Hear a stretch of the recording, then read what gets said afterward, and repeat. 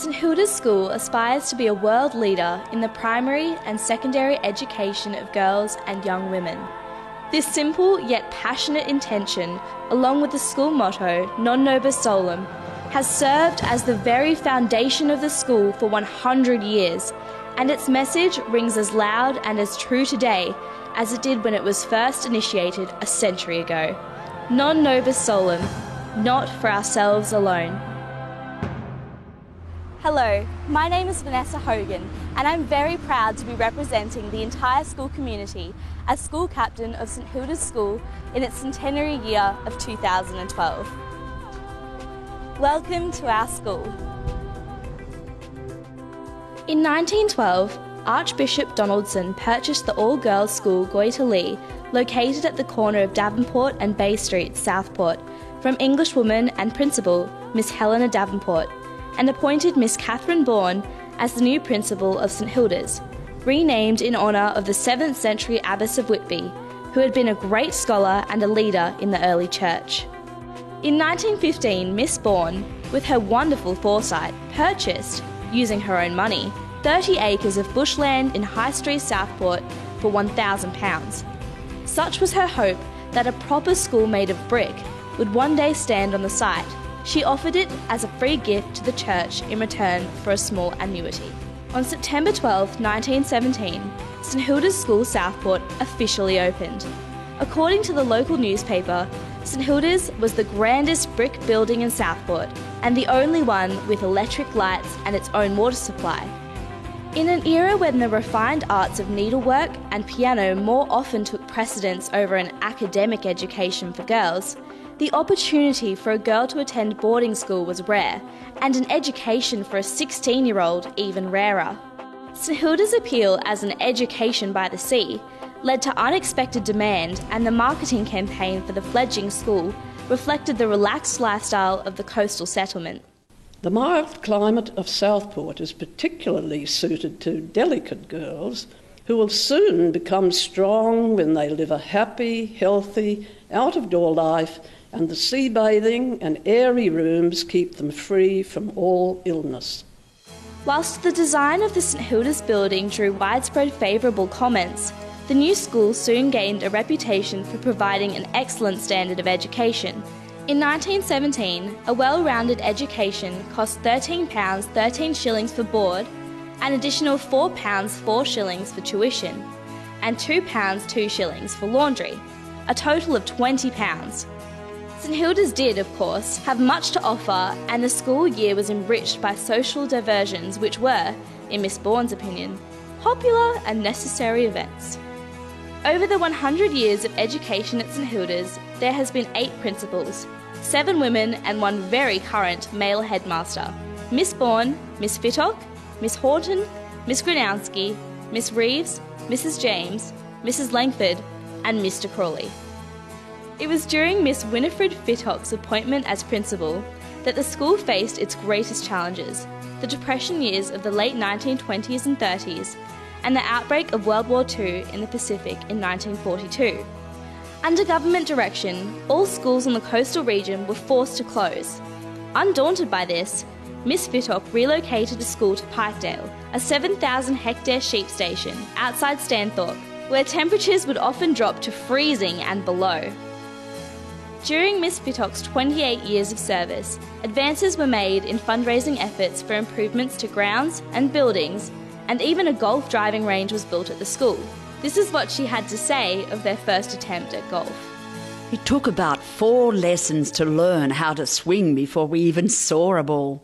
After so many lessons, we naturally thought how easy it would be to send that tiny white thing right over the trees. But alas, for all our expectations, there were ever so many misses for the first round. So what was student life like in these years? For the boarders in summer, their day began with an early morning swim in the pier baths that were located near where the Southport Olympic Pool is today. And after returning to the dormitories and having breakfast, the school day began. Participation in sport on a daily basis was compulsory. Besides lessons in swimming, instruction in life-saving was also given. Rowing was extremely popular, and the girls were encouraged to have many hobbies. St Hilda's was an interesting community in the 70s and 80s under Miss Gronowski and Miss Reeves, with donkeys, guinea pigs, white mice, budgies and guard dogs, all living at school. With this came many incidences. The birth of two foals, Smokey and Moonlight. Not every headmistress has the pleasure of being rung up at 5 a.m. to be advised that you have a boy. Many traditions and committees that were founded in the early 1950s still remain today. The house system continues to be an integral part of St Hilda's School. Andrews Cup Sports, the Women's Auxiliary, the Old Girls Association, and the tradition of honouring past principals or significant identities by naming school buildings and facilities after them still remain. In choosing the name St Hilda's and the motto Non Nobis Solum, Miss Bourne showed great vision, integrity and faith, and laid the basic and unchanging tradition of St Hilda's. In closing her 1923 Speech Day address, Miss Bourne delivered these inspirational and timeless words. Of all the things that you have learnt at St Hilda's, what I am most anxious for you to remember is to be straightforward and honourable, to pay your debts punctually and never exceed your allowance, to have ideals and live up to them, never to think that the standard of honour which is good enough for your neighbours is good enough for you. Aim at the very highest and get as near to it as you can. Besides all this, hold your heads up. Be alert and ready for everything. Learn all that anyone will teach you, whether it be politics, cooking, home nursing, or the newest pattern in fancy work. Have as many hobbies as you have time for. Read all that you can and take an interest in everything. Be ready at all times to help to the best of your ability. Let people say of you, she was a pupil of St Hilda's, and that accounts for her being such an acquisition in this district. Well, the thing that makes St Hilda's so special to me is that it provides a wide variety of co-curricula that you can participate in. Head of River, during the rowing season, it's amazing to see all of the girls stand behind you, whether you come first or last. I like HP because it's fun, because you get to swim and run. I'm going to do an 8K run in the Mother's Day Classic. I like swinging on the swings. I love how there's so many after-school subjects that you can join, like choir and swimming. Because we get to act out in drama. And the school also does house plays and the musicals. I like art club. Well, our teacher's really nice because we got a lolly jar. There are so many opportunities to make friends at this school, no matter what grade they're in, and even teachers as well. The whole school is one big support network for each other. Like, I just sit and eat. Sometimes I chat. Well, because there's no boys to disrupt our classroom and annoy us in the playground. I like the teachers, students and the resources, and I think we're very lucky to have all those fantastic resources. I love St Hilda's. Well, I like about St Hilda's that there's lots of friends and teachers that are always going to be there for you. Being aboard is so much fun. It's like a week-long sleepover with all your friends. The food is so delicious though. I'm from Vanuatu and I'm a boarder, and my favourite memory would have to be living in the boarding community with so many other girls. You get to know one another at a more personal level. I reckon it's way better than co-ed schools because you can be yourself more and you can ask more questions, you can feel more comfortable around people.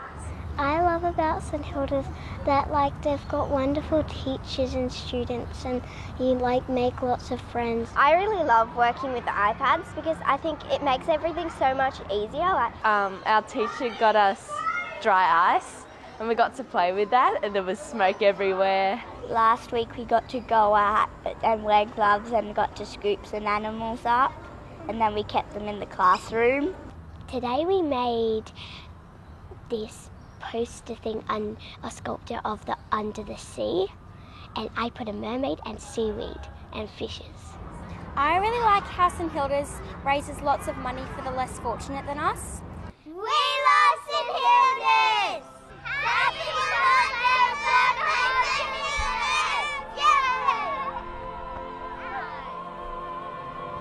I'm so proud to be a St Hilda's girl, and along with my fellow present-day cohorts, we will do our best to uphold the precious honour and traditions of those who have gone before us.